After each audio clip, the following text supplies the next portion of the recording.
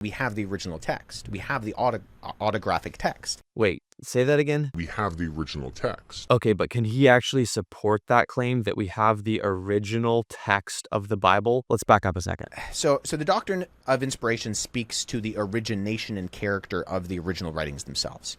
So their character and authority. So we get the idea of 2 Timothy 3:16, right, that I quoted before, which says all scripture is God-breathed, or as some older translations render it, all scripture is inspired. Now, in that the words of scripture are so interconnected to God that we can imagine him opening his mouth and literally breathing them out. You know, Jesus echoes this when he's being questioned by the Sadducees on the topic of the resurrection, and he makes this statement, have you not read what God spoke to you? And Jesus actually there is holding his audience accountable as if when they read the scriptures, God is actually speaking directly to them.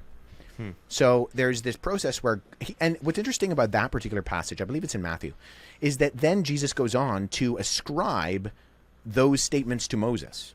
So he's both saying, you know, have you not read, text, what God spoke to you, verbal, and also giving both credence to the fact that God is the author and that it came from Moses. So when I talk about scripture being the sole infallible rule of faith and practice for the church, part of that is that I am looking at the fact that the Holy Spirit is inspiring those people, right? There's an author behind the author, and that is for the practice of the church. And I think we have something unique in the early apostolic period, where in the upper room, Jesus breathes on the disciples, gives them his authority.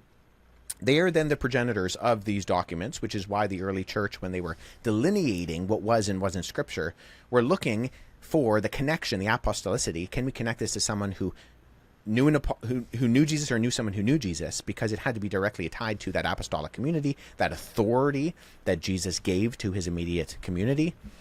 And that we look at that because there's an ontological nature of scripture, that which God breathes out, that doesn't negate there being a human author, and likewise doesn't negate the human correspondence and connection to the recognizing of those books.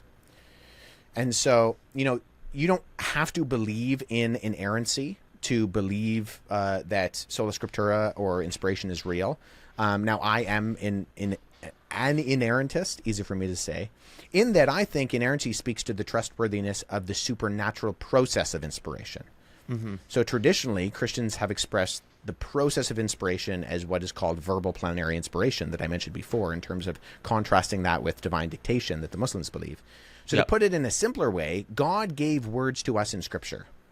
And if we believe those are his words, in and as much as they are the words of the human author, and we believe that God doesn't err, then we can affirm that his word in Scripture doesn't contain errors either. So that's basically the simple way that I would define those things. And I don't think that that negates the process of the recognition of the fact that God's sheep hear his voice. And so Chuck Hill at Reformed Theological Seminary puts it in this great way when he talks about canonicity, where he says, if I asked you, why did you choose your parents, you would look at me oddly. Right? Because you didn't choose your parents. You are a product of your parents. You exist because of your parents. And in the same way, if you ask the early church, why did you choose Matthew, Mark, Luke, and John? They would look at you strangely and say, what do you mean choose? No, we are a product of Matthew, Mark, Luke, and John. In that which is taught in Scripture is an outpouring of that which becomes the faith and practice for the church. That's interesting. So like they didn't apply value, they recognized value. That's how I would put it. Yeah, I would say that they recognized that which already had the authority, that the one who has the infallible perspective on the canon is God himself.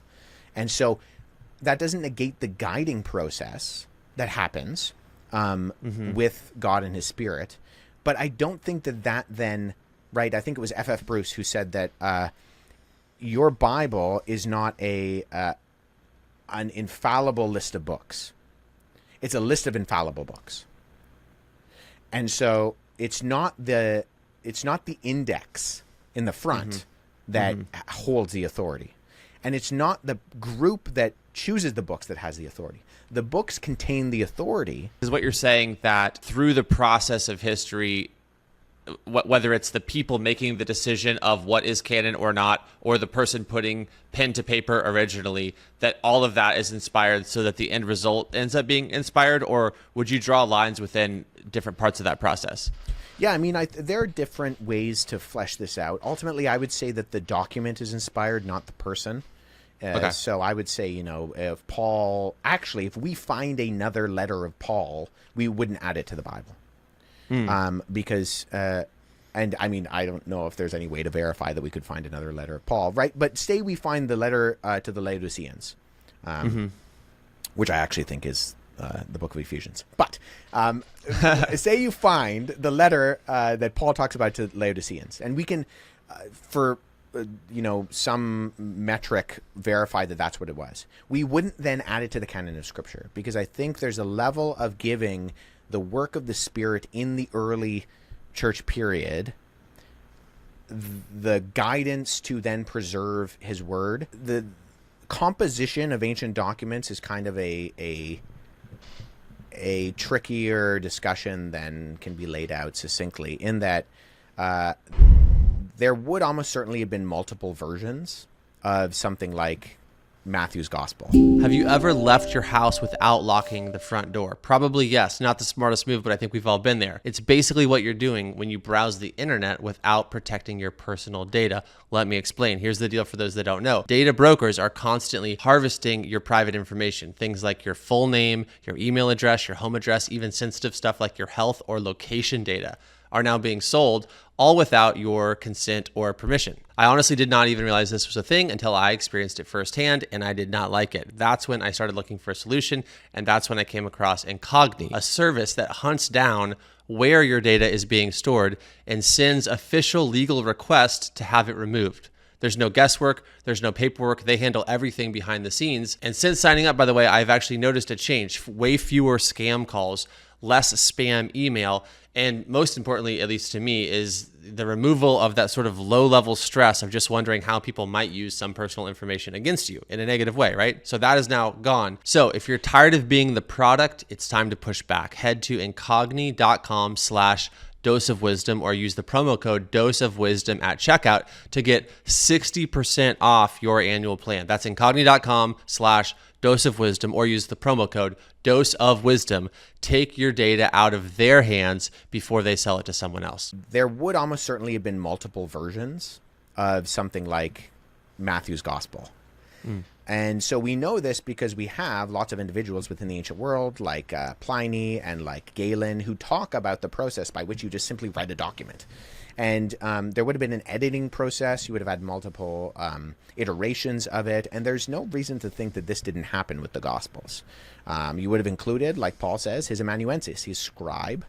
And this, I think, also speaks to the fact that a lot of accusations against, say, original authorship and people saying, well, Peter would have been illiterate. He was just a common fisherman, right? He's not, or John, he was a common fisherman. He's not going to write a whole document. Look how complex the Gospel of John is. Well, they would have had someone helping them. Like, we live in a hyper-literate culture where we can just sit down with a notepad and a pen and we just, make a document, or sit down with a Word doc and a keyboard. That's not how it worked in the ancient world. So I think when scholars talk about an autograph, right, when you talk about the original autograph, that would have been the final version that would have been disseminated out into the world. And usually a writer, and we know this from classic works of people who talk about how they write, there would have been two autographs, one that you keep and one that you send. And so that may or may not have been the case for Paul, but it would have been very standard within his day, especially in letter writing. You keep a version and then you send out a version, and both of those are the autograph. And it's actually the text that's the autograph, not the actual physical document, which is why we can say we have the original text. We have the autographic text, because it's not the artifact. It's not the parchment or the papyrus or the leather that is the autograph. It's the words that are the autograph. And so that's how we know we have the original text. despite the fact that the original, say, parchment or papyrus ceases to exist, because we have the original words. And so in that sense, you are translating from the original autograph. No one... That's really interesting. Yeah, I think that's often a confusion that's made. I have an article that I wrote a few years ago on my website that I can't remember what it's titled. What is the autograph or something like that. If you look up wesleyhuff.com autograph, it'll pop up. But I talk about this fact that some people often have this accusation, well, what does it matter to say you have that the autograph is inspired when we don't have the autograph? Well, that fundamentally misunderstands what we're talking about when we talk about the autographic text. We do have the autographic text.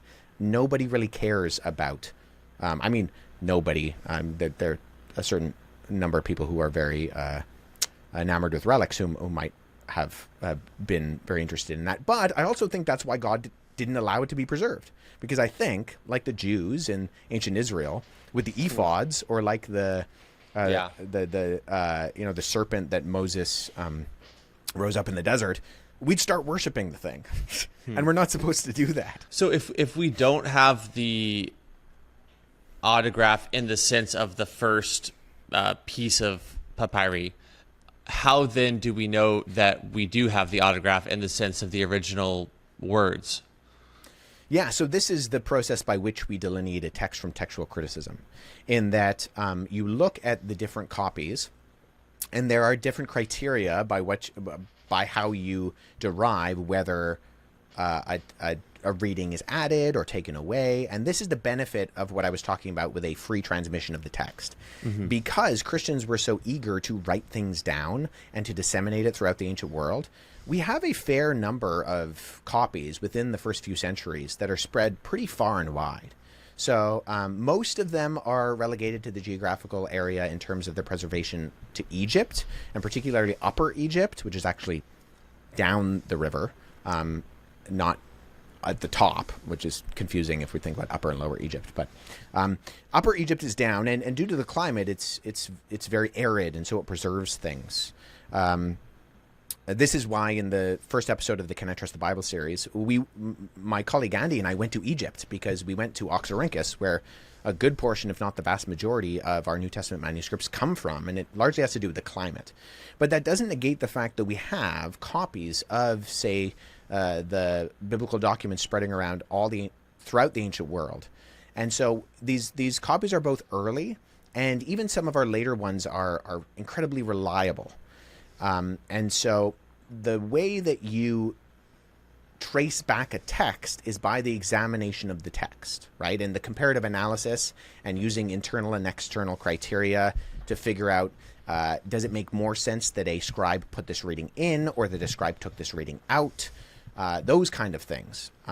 So the fact is, we have no original artifact of any ancient writing anywhere at all. So we do text criticism with everything from the ancient world, and yet, even though, say, Josephus's Antiquities of the Jews, even though our copies are relatively late and we don't have that many of them, we use the process of both the science and the art of textual criticism to trace back the text and say, we have pretty good confidence that we know what Josephus originally said. There are some conversations here and there about some texts, which there are with the biblical text too. You still have your pericope adulterae, the story of the woman caught in adultery, and your longer endings of Mark, and your 1 John 5:7, those things which we have conversations about.